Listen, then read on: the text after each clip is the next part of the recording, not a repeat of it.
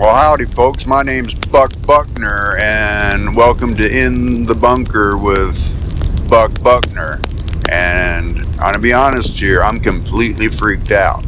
And the reason I'm freaked out is, well, you guessed it, the fringe middle. You know, sometimes called the silent majority. They just freak me out.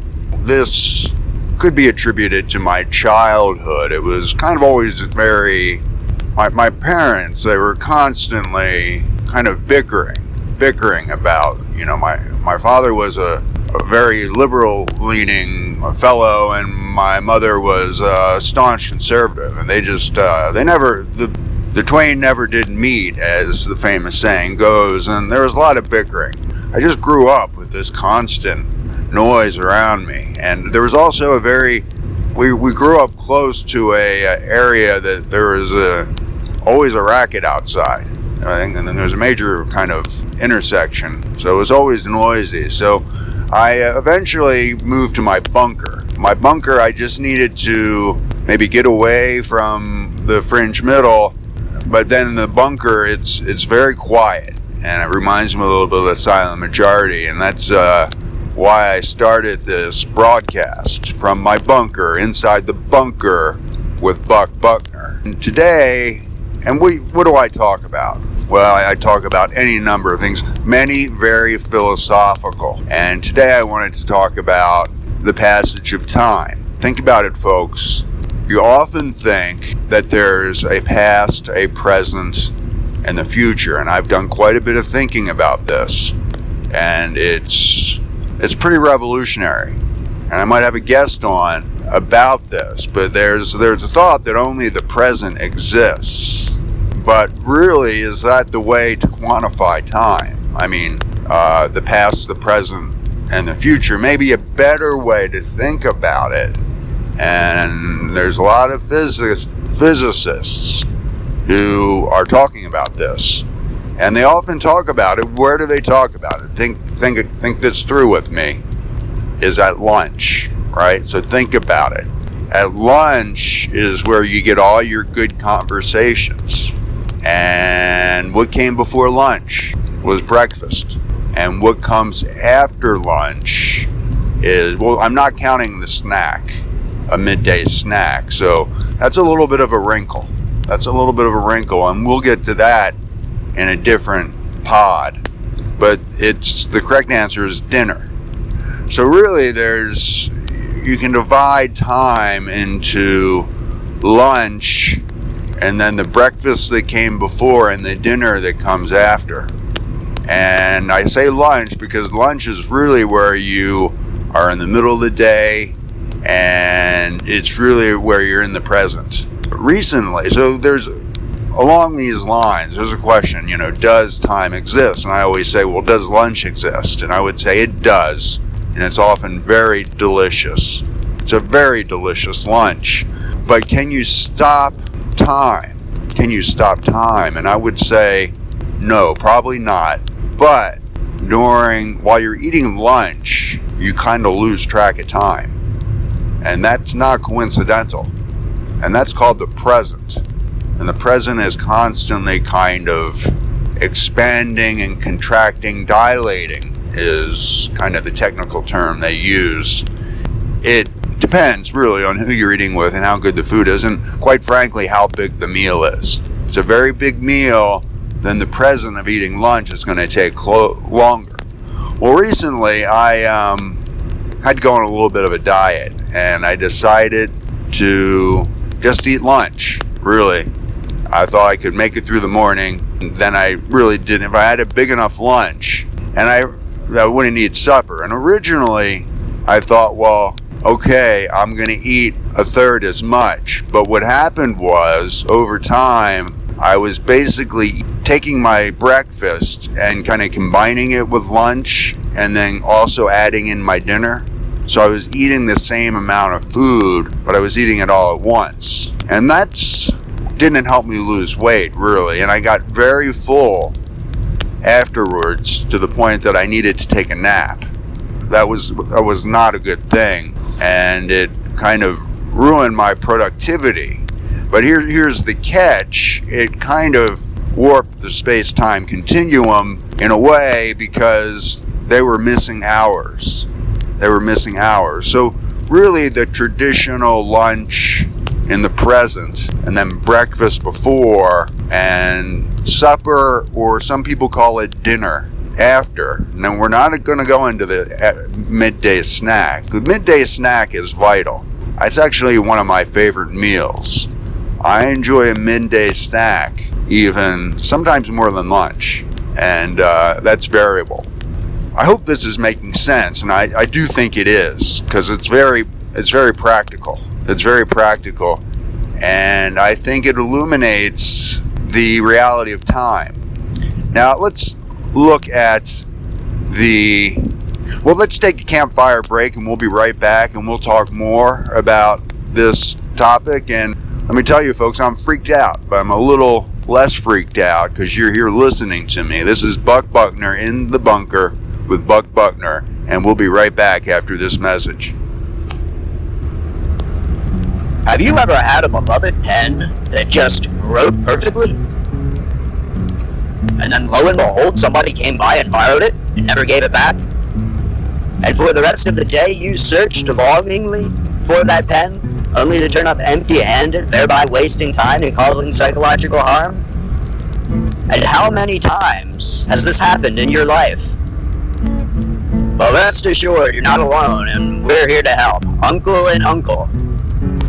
We specialize in petty differences and frivolous disputes. Remember, Uncle and Uncle. Call your uncle.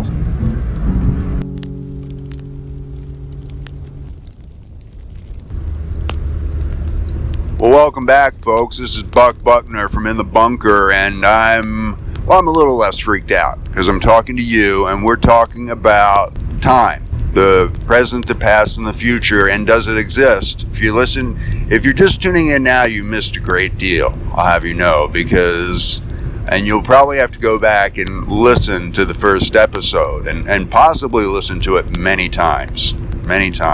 Where we're at right now is that the present is not analogous to, but is lunch. Think about it. When you talk about things, it's usually over lunch.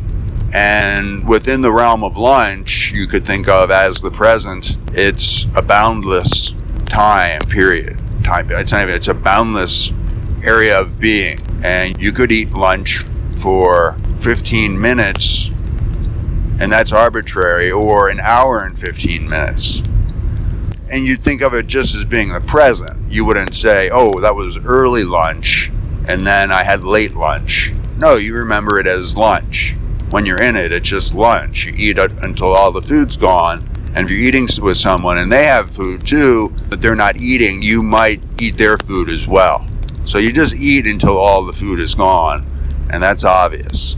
But I wanted to talk about the root of the words, lunch, breakfast, and dinner, because really that's, you look outside your window, you're not going to see the passage of time, but if wherever you eat breakfast, lunch, or dinner, then you can see they come in a sequence, and that's how you measure, it's a better way to measure things than a clock. A clock is, if you're traveling between my bunker and Mars, it's 20 light minutes. And let's say there's another friend of mine who's broadcasting from his bunker on Mars, and I'm about to eat lunch, and I'm thinking, oh, it's noon on Mars. No, it's not. It's not noon on Mars because we're 20 light minutes away, and that's very philosophical. And if I were up in a rocket ship traveling around the Earth, if I'm approaching Mars, he would be maybe washing his dishes. And I highly recommend you always wash your dishes after you cook a meal. Otherwise, everything gets all crusty, and that's vital. But then if I am a rocket man, and that's easy to imagine me as a rocket man on a rocket ship, and I'm moving away from Mars, then all of a sudden it's just the opposite. He's preparing his food. At the same time, I'm down in my bunker eating my lunch and enjoying it. So it's more complicated than you could ever imagine. That's why you can't take for granted that lunch occurs at the same time everywhere. And let's take a campfire break. I'm gonna have to. I need a little snack right now. We'll be right back. Thanks so much, folks, for being here. And I'm a little less freaked out, to be honest, than I'm talking to you. And I think we're discussing a great deal. And we'll be right back after this message to talk more about lunch, breakfast, and dinner and how they got their names. Let me tell you, I had a good thing going here. Fancied myself a little bit of a real estate developer. I waited till the dry season came, this big flooded area, and then I'd invite these people in and tell them, hey, look at this place, it's beautiful. And it was springtime, but it was just dry. And I sold off all that land. I sold it plot by plot, and then a half year come around once the wet season's back, and they come back and it's nothing but flooded. And I just put my hands up and I said I had no idea that could happen, and I'd buy it back from them at a discount rate, and they'd happy to be on their way, and I was happy to have money in my pocket. And I did that year in and year out for too many years to count, let me tell you. And then one season I did the same trick, and when summer come around, lo and behold, I come back to collect my money at a discount fee, and land was completely dry. They built their big houses. I didn't know what was going on. I ran to the edge of the big let property, and there was a big drainage canal and a big gate. The water developers had come in and made it safe for houses, and I'd been duped out of all my money. It was a tough time there for me, and I just, all that money that I did have, a couple wives, a couple kids, you just gotta go through the money real quick until there's nothing left, and then you're rock bottom and you're back at the campfire. I guess that's why I'm back here with you. So, how'd you get the water back?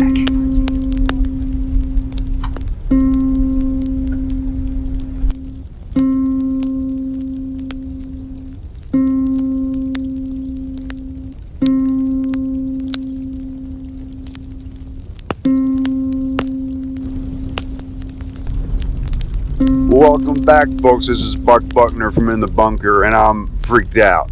And the reason I'm freaked out, you guessed it, it's the fringe middle, and they're just so quiet, the silent majority. It even became worse when I moved to my bunker, because I'm here by myself in the middle of nature, and it just freaks me out. So that's why I'm glad to be talking to you today. And if you're just tuning in now, you missed a great deal. And quite frankly, you probably won't understand much of what I'm going to say next.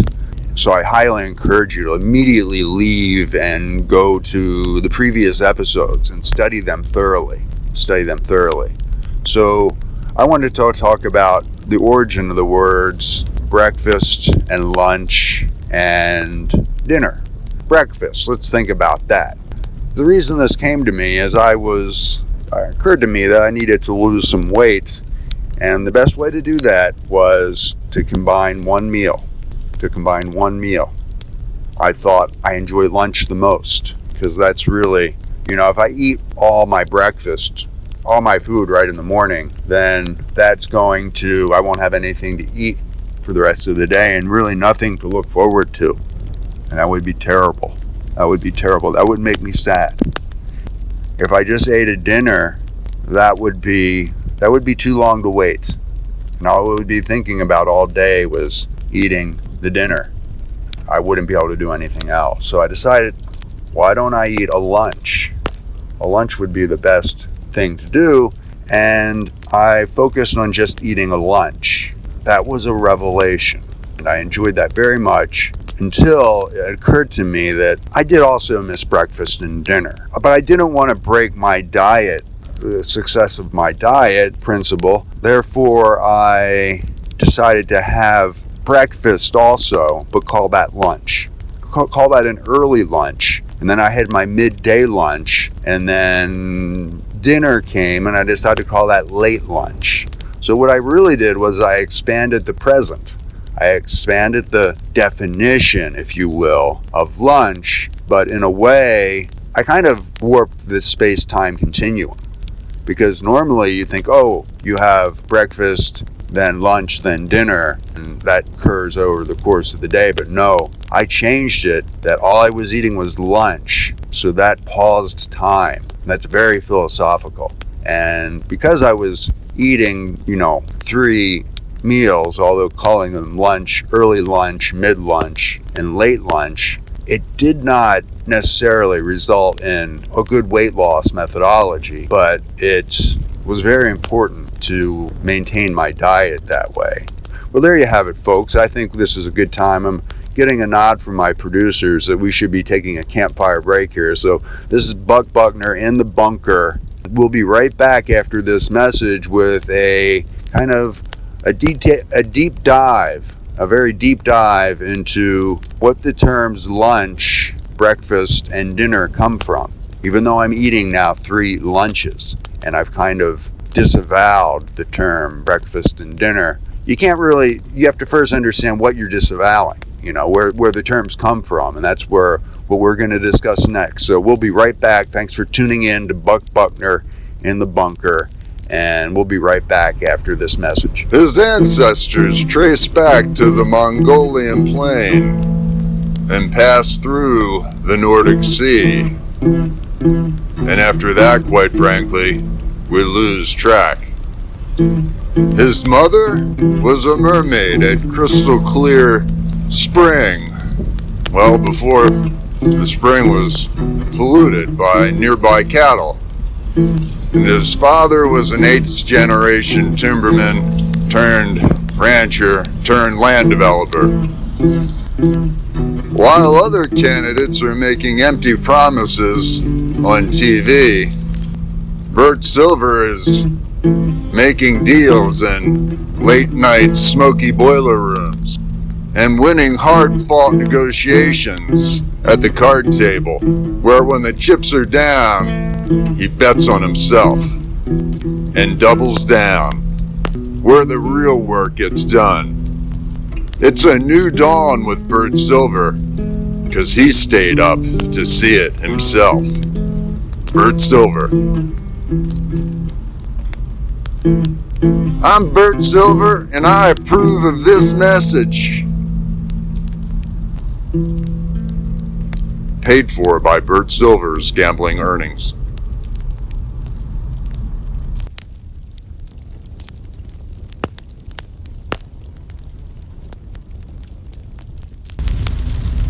Well, welcome back, folks. This is Buck Buckner from In the Bunker, and I'm totally freaked out. And you probably know why I'm freaked out. It's because of the fringe middle.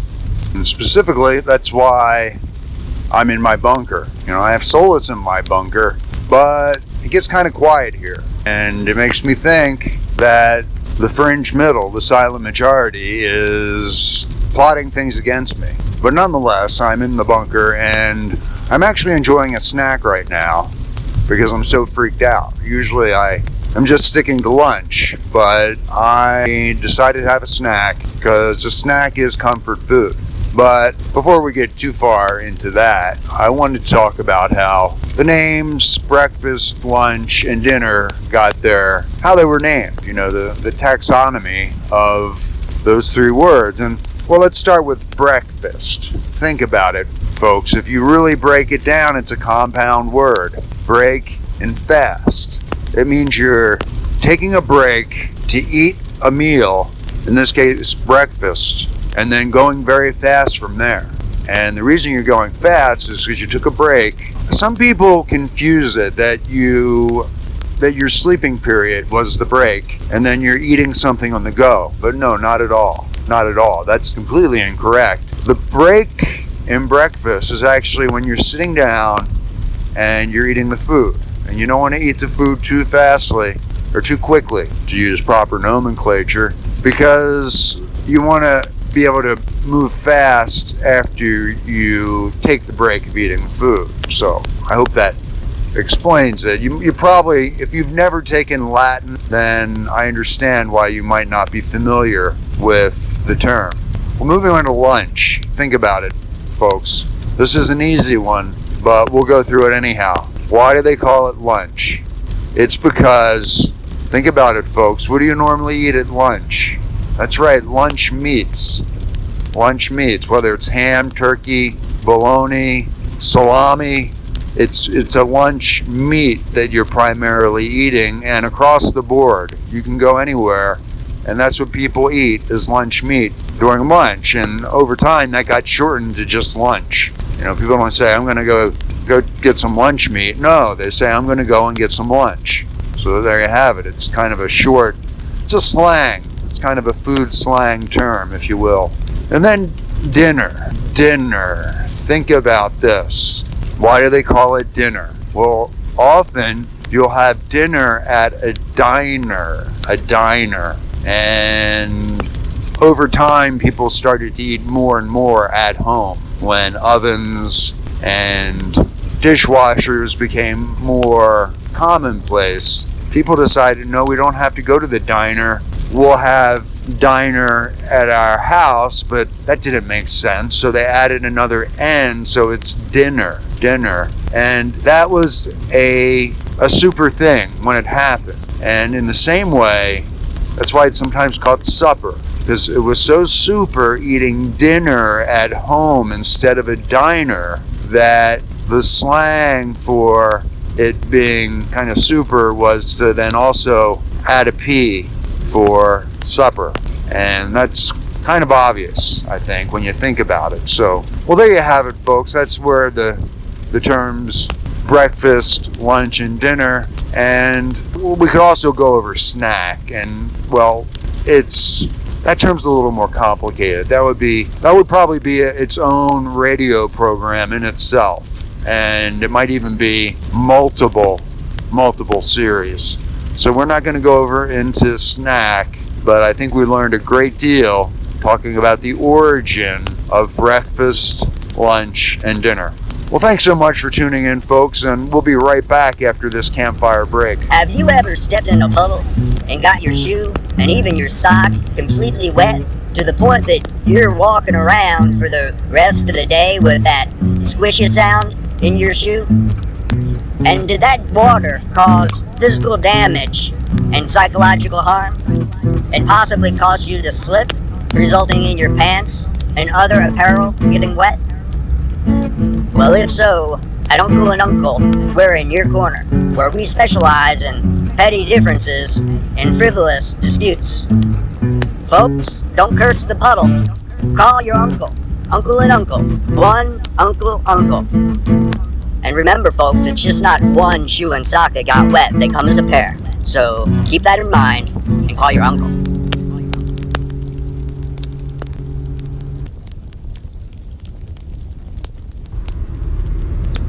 Well, howdy, folks. This is Buck Buckner from In the Bunker, and I'm completely freaked out.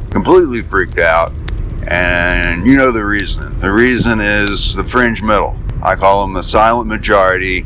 Their silence, it completely freaks me out. And that's why I built my bunker here in really the middle of nowhere. And I don't want to give you too many clues, because what would be the purpose of having a bunker if everybody knew where it was? And nobody really has ever been able to figure out where my bunker is, but it's where I broadcast to you.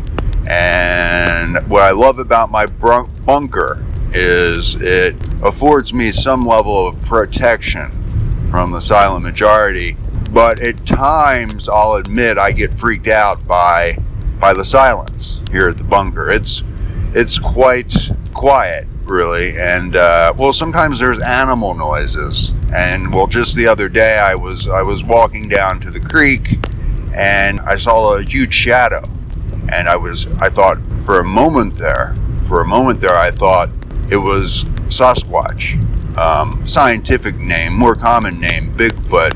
But no, it was a shadow of a bunny that had just crested the hill, and the light had shone on it in a way that its ears were huge. It cast a huge shadow on the ground, and that freaked me out there for a moment. And I quickly ran back to my bunker, and that's now where I'm talking to you. And I wanted to talk a little bit today about a topic that has really caught a lot of attention recently in the airwaves, and that's time. Does time exist? And I read a couple articles on it,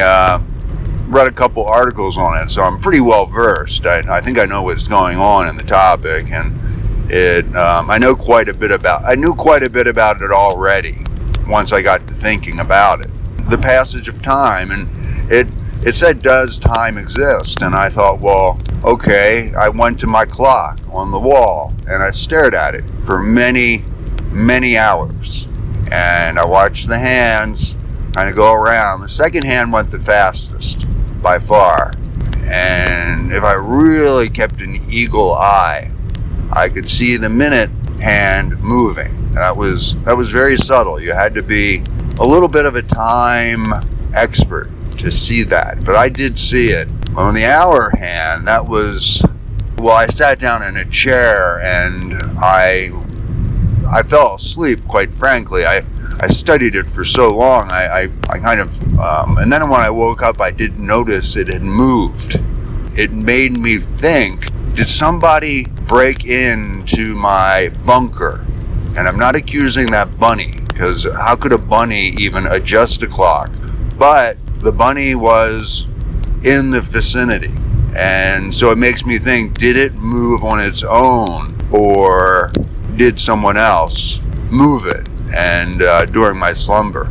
I don't know. I might have even, who knows what happened. So the next thing I did, folks, was I took very gently, because this is a sensitive topic, I took the clock off the wall, and there's a battery back there.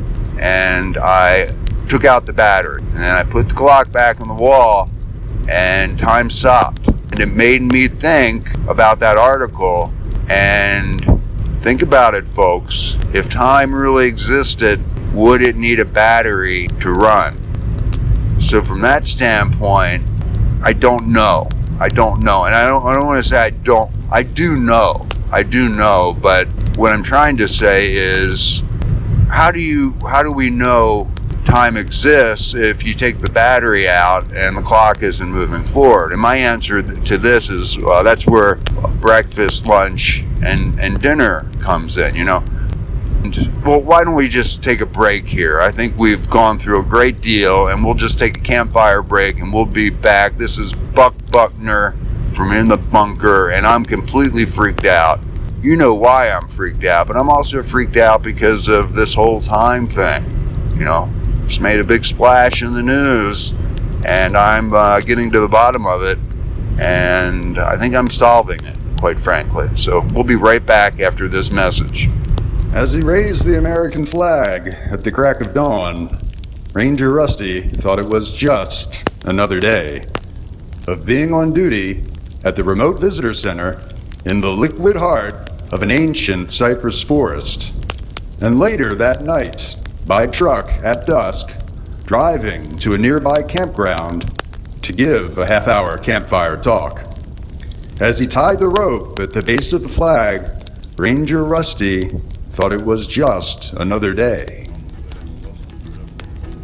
Panthers on the prowl and pythons on the loose. Join Ranger Rusty as he travels by airboat, by swamp buggy, by plane, and by bicycle, and by tank, on a journey that spans the 7 seas, climbing to the highest mountain peaks and dropping into the deepest canyons and tumbling back and forth in time, deep into time, to a fort on the edge of an untamed frontier where danger awaits, and on a Wild West archaeological dig that must stay secret at all costs, and on an expedition to a hideout where a band of outlaws await, and who Ranger Rusty must confront and strike a truce if he hopes to protect which is most dear in his heart, and if he hopes to ever make it to his half-hour campfire talk. The trilogy of books that critics are calling a complete rethink of the campfire, and a haiku in long form, and the Iliad of our times. 3 books, folks. The Legend of Campfire Charlie, Last Stand at Boulder Ridge, and Final Campfire. Escape into the life of a park ranger. Adventure awaits in a bookstore near you. Well, howdy, folks. This is Buck Buckner from In the Bunker, and I'm completely freaked out. And you know why I'm freaked out. It's the fringe middle, the silent majority, and their silence. And why are they so quiet? Why are they silent? You know they're hiding something, and it's a big conspiracy. And this time I think it's about time. They're hiding secret clues about time. And think about it, folks. Whoever controls the time machine controls many things. And the list goes on, and I could run through them right now, but that's a separate podcast and a separate topic altogether. So let's just continue on. I wanted to talk about what we know about time and how we can unravel this. I already went through that. If you take the battery out of your clock, time just stops. But does it stop? And I was thinking about this over lunch. And at lunch, you basically think of lunch as the present. And then breakfast would be the past. And I did have a very good breakfast. So in this case, I have very fond memories of eating that breakfast. And then the future would be my dinner. And I'm not sure what I'm going to eat for dinner. And that's why they say the future might give you anxiety, is because I don't know what I'm eating for dinner. I mean, I hope it's a good dinner, and I hope it fills me up, but I don't know. What I do know is that there's lunch right in front of me, and that's very much like the present. And think about it, folks. When you have lunch, you might eat lunch. I would say the typical lunch is maybe an hour break. I think that's, if you try to eat lunch in a shorter period of time, it will upset your stomach. And there's been many studies on that.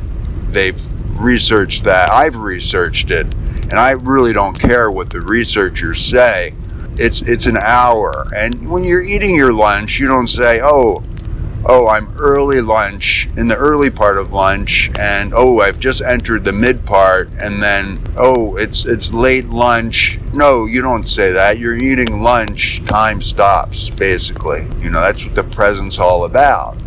So, folks, I'm sorry, there was a little disturbance out here from my bunker, and that, I hate when that happens, because it breaks my train of thought, and I was on to something very important. I do think maybe we can pause here and give everybody, all the listeners, a chance to catch up. So when I'm thinking about the future, let's say I'm imagining that for dinner there's going to be a picnic, and I'm expecting it's going to be very nice weather. I might even, after lunch, have a nap.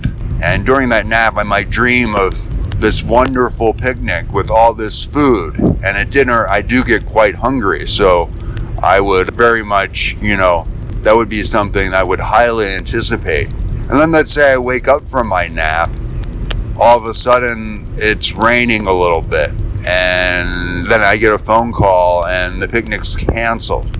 The picnic is canceled and there's no food, and I had not prepared anything in my bunker. Therefore, I have to eat I have to make something very quickly, or a peanut butter and jelly sandwich, which is very sad if you're eating that for dinner. And then, so what am I saying? There's two versions of the future. There was the future that I imagined and during my post-lunch nap, and then there's the other future that happened and then rained out. And I think you see what I'm saying about the future, and if it's very philosophical. It's very philosophical, and I'm going to pause here for just a moment to allow my listeners to catch up. I know I often kind of get ahead of everyone, but maybe we can talk a little bit about breakfast, because breakfast, they say, is the most important meal. I tend to agree that, especially if there's a waffle. I am a big waffle fan. Have you ever gone out to one of those hotels where they have the waffle machine? And I'm very good at making those. It's one of my specialties. People actually gather around when I'm making them. They're amazed at how well I can make those waffles, and I usually like to make 4 or 5 of them in a row, and I tell the people to stand clear, and they're amazed to see me make these waffles, and they're just all crispy brown, and the aroma is so amazing. Often, I might even have an extra waffle or 2 that I can eat at lunch. Think about it, folks. If breakfast is the past and lunch is the present, and I'm bringing a waffle from breakfast over to lunch, what does that tell you about time? And I want you all to be able to think about that a little, because it's very profound. It's a very profound statement. Sometimes I eat all the waffles at breakfast. I'll have you know, because they are delicious. And as I said, often by the time I'm done, I've used all the batter. And then the people kind of disperse when they see that all the batter is gone. The batter does not, I've spoken to the manager, and I've concluded on those conversations that the batter does not store well the next day. So whenever I'm in a hotel and they have the waffle machine there, I do try to use all the batter. And that's just, it's like picking up litter. You know, if I'm out walking on a trail and there's a piece of litter, I pick it up. And that's just a public service thing I do, just like I use up all the batter in the waffle dispenser at the waffle machine in a hotel. So, well, there you have it, folks. I really, and this isn't about waffles, this is about time. Really using lunch and breakfast and dinner as a proxy, if you will, for the space-time continuum. And it's not unusual at lunch that you have these sorts of, discussions. And so, well, thank you so much for tuning in, folks. I think we've covered a great deal, and I'm a little less freaked out because I think we're getting to the bottom of time. Does it exist or doesn't it exist? We're going to take a campfire break, and we'll be right back to discuss time. Have you ever been driving on the open road or in town when the rude blare of a horn at you or in your general direction jars you and startles you and possibly causes you to lose your train of thought, thereby ruining the rest of your driving experience and causing psychological harm? If so, rest assured that Uncle and Uncle is in your corner, where we settle frivolous situations and petty differences. At Uncle and Uncle, we'll make sure you hear soothing sounds and polite toots. And whoever beeped that horn at you, rest assured we'll take care of that too. One Uncle. Don't lose sleep over the beep. Call your uncle, and we'll let you toot your horn as much as you like. Terms and conditions may apply.